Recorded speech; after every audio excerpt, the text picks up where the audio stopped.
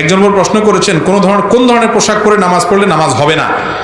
যেই পোশাক পরলে শরীর দেখা যায় ওই পোশাক পরলে মহিলাদের নামাজ হবে না। শাড়ি পরে যদি নামাজ পড়েন আর হাতের এই যে আপনার গোসা অথবা পেট পিঠ বুক বা কাঁধ এগুলো দেখা যায়, চুল দেখা যায়, তাহলে কি হবে না? নামাজ হবে না। আপনি শাড়ি পরেন আর যাই পরেন, উপর দিয়ে আরেকটা ওড়না পরেন বা যাই পরেন, মাথা থেকে পা পর্যন্ত শুধু মুখমণ্ডল, দুই হাতের কবজি ছাড়া আর পায়ের পাতা ছাড়া, নিচের অংশ ছাড়া সব কি করবেন? ঢাকতে হবে। এমনকি চুলও হালকা একটু দেখা গেছে এক সেকেন্ডের জন্য ভিন্ন কথা, হয়তো সরে গেছে, সাথে সরে দিলেন, কিন্তু পুরো নামাজ জুড়ে আপনার এই হাতের এই যে অংশগুলো এগুলো যদি খোলা থাকে নামাজ হবে না। আমাদের অনেক মা বোনরা আছে বিশেষ করে গ্রামে এখনো ওই শুধু শাড়ি পরে এমনভাবে নামাজ পড়া যে তার শরীরের বিভিন্ন অংশ দেখা যায়। মহিলার নামাজের জন্য সতর হলো পুরো শরীর তাকে ঢাকতে হবে। কথা বুঝাতে পারছি? পুরুষরা মহিলাদেরকে শিখাই দিবেন। এবং আজকাল নামাজের ওড়না পাওয়া যায়, এক ওড়নায় শুধু মুখটা খোলা থাকবে, একদম পুরোটা ঢেকে যাবে, নামাজ শেষ আবার ওড়নাটা করে রেখে দেন, খুব ইজি হয়ে গেছে আলহামদুলিল্লাহ। 50 বছর আগে বিয়ের কাবিন 30,000 টাকা স্ত্রীকে দেওয়া হয়েছে। স্ত্রী তার ওই টাকা ছেলে মেয়ের পড়ালেখার জন্য খরচ করেছে। এখন প্রশ্ন হলো, স্ত্রীর ওই টাকা স্বামী কি আবার দিতে হবে, নাকি না দিতে হলে কত টাকা দিতে হবে? না, আবার দিবে কেন? স্ত্রীকে টাকা দেওয়ার পরে উনি যদি ওইটা ছেলে মেয়েদের জন্য খরচ করে থাকেন, সে আসলে তার ব্যাপার, খরচ করছে কেন? আমার দেশে মহিলারা একটু বোকা শোকা, আসলে সোজা সরল। আমরা পুরুষগুলা বেশিরভাগই বাটপার কিসিমের। মহিলাদেরকে আমরা কতভাবে যে ধোকাবাজি করি।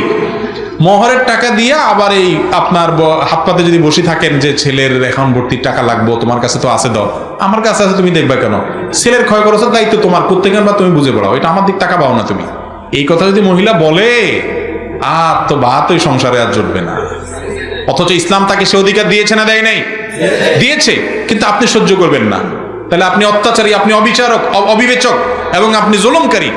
মহিলাদেরকে তাদের রাইট দিতে হবে। স্ত্রীকে মোহরের টাকা দেওয়ার পর তার টাকা সে রাখবে না, খাবে না, তার বাপের বাড়িতে সবার দিয়ে দিবে, সম্পূর্ণ শতভাগ রাইট তার। আপনার জিজ্ঞাসা করার অধিকার নাই কি করছো গো। জিজ্ঞেস করতে পারেন, যদি বলে আমার মনে হচ্ছে যে হাওয়ায় উড়ে দিছে, শেষ, চুপ থাকবেন, কোনো কথা নেই, একদম মুখে খুলে সত্য কথা বলে, এটাই ইসলাম। কিন্তু আমরা কি করি? মহৎ তো দেয় না, 2 নম্বরে 10 লাখ 20 লাখ ধরে কয় টাকা দিয়ে আবার ওই বাসরাত যাইতে না যাইতে হাত পাতে বসে থাকে ফকিরের মতো। বিদেশ যাওয়ার সময় বলে কি করছো, এগুলো দাও। ঠিক না ঠিক? এগুলো উচিত না ভাই। মেয়েদেরকে স্বাধীনভাবে কিছু খরচ করার সুযোগ দিতে হয়। আচ্ছা, তার মা বাপ আছে না? সন্তান হিসাবে সে মা বাপের জন্য একটু পয়সা দিয়ে কিছু কিনতে মনে চায় না? এই জন্য ইসলাম বলে এটা আপনি তাকে দিবেন, স্বাধীনতা দিবেন, সে যা ইচ্ছা তা করবে। কিন্তু এখন মহিলারাও একটু বোকা শোকা, দিলে মহব্বতের চোটে প্রথম তো এত বেশি মহব্বত হয়, বলে ওগো এই টাকা দিয়ে কি করবো, তুমি থাকলে আমার কত টাকা হবে, তুমি নিয়ে যাও।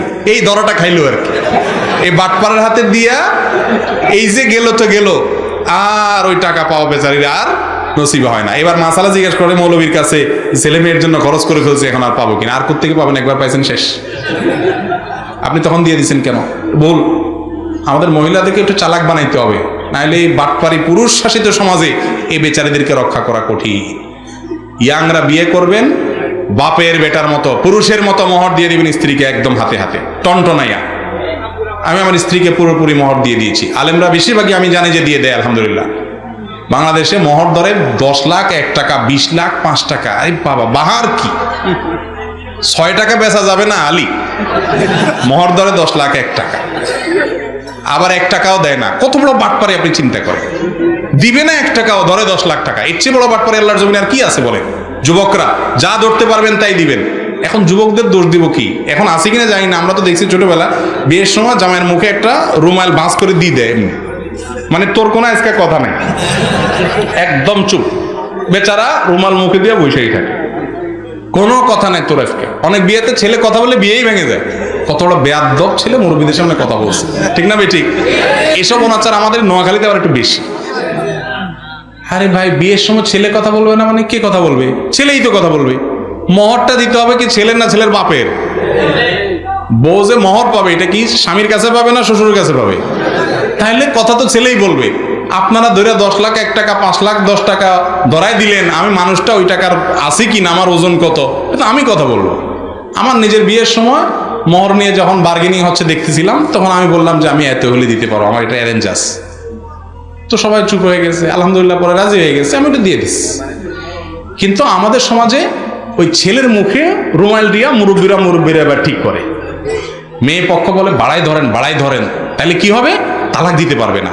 আগেই তালাকের চিন্তা করেন, ওই বিয়েতে এমনি ভাঙবে। আগে থেকে নেতিবাচক চিন্তা কেন? মোহর কি তালাকের কোনো, বিয়ের কোনো প্রোটেকশন? মোহর হলো স্ত্রীর উপহার, তাকে বাসর ঘরে দিয়ে দিবেন। আপনার মোহরের টাকা না থাকলে রোজা রাখবেন, আপনার বিয়ে করতে বলছি কি? বিয়ে করবেন আর বাসর রাতে যে বড় করবেন, দেখো এখন মোহর তো ধরছে মুরব্বীরা, আল্লাহ দিলে ইতালি ভিসা আসলে চলে যাব, কত টাকা আসবে, কত লাগবে তোমার, সব তো তোমারই আল্লাহর রহমতে। আমার পাম্পট্টি দিয়া মহিলারে, এমনি নরম মানুষ, তাদের দিলটা নরম থাকে। বাপের বাড়ি ছাড়িয়ে আসছে আপনার কাছে, আপনি আইসা বেহায়ের মতো প্রথম রাত্রে ভিক্ষুকের মতো হাত তুলে ধরছেন। তো বেচারি বলে ঠিক আছে, ও কি বলো না বলো, মোহর দিয়ে আমি কি করব, সব মাপ, জ্যাস গেল আর কি, শেষ। বেচারি গেল আর কি ডুবি, আর বাটপারি করে আমি জিতে গেলাম। আল্লাহ আমাদেরকে হেদায়েত দান করুন। খবরদার স্ত্রীর মহারণার টাকা মারবেন না কেউ, মনে থাকবে তো ইনশাআল্লাহ। মহারণার টাকা দিয়ে আবার হিসাব নিতে আসবেন না, কি করছো, তার ব্যাপার সে কি করবে। আল্লাহ আমাদেরকে বোঝার তৌফিক দান করুন।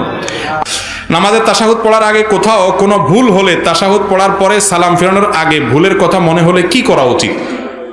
আপনি সালাম ফেরানোর আগে হঠাৎ করে মনে হলে আরে ভুল তো একটা করে ফেলছি, কি করবেন তখন? তখন দেখবেন ভুলটা কোন ক্যাটাগরির ভুল। যদি সুন্নাত ভুল হয় ছুটে, তাহলে কোনো অসুবিধা নেই, নামাজ হয়ে গেছে। যদি ওয়াজিব ছুটে ভুল হয়, তাহলে সেজদা সাহু দিতে হবে।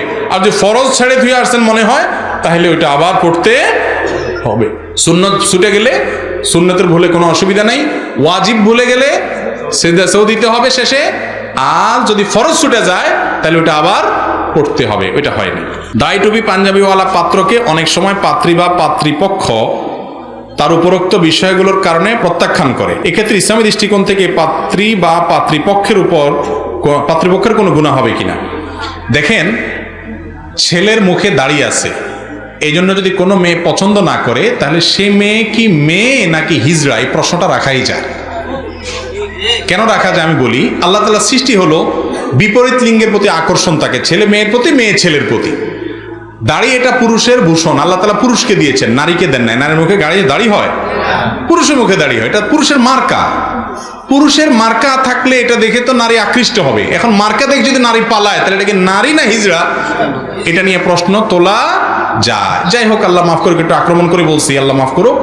মূলত আমাদের যে সমস্ত বোনেরা বা যে সমস্ত অভিভাবকরা দাড়ির কারণে কোনো ছেলেকে প্রত্যাখ্যান করেন, নবীজির সুন্নাতের কারণে, ওয়াজিবের কারণে, শরীয়তের কারণে, ইসলামের কারণে যদি কাউকে অপছন্দ করেন, তাহলে এটা ইমান বিরোধী একটি চেতনা।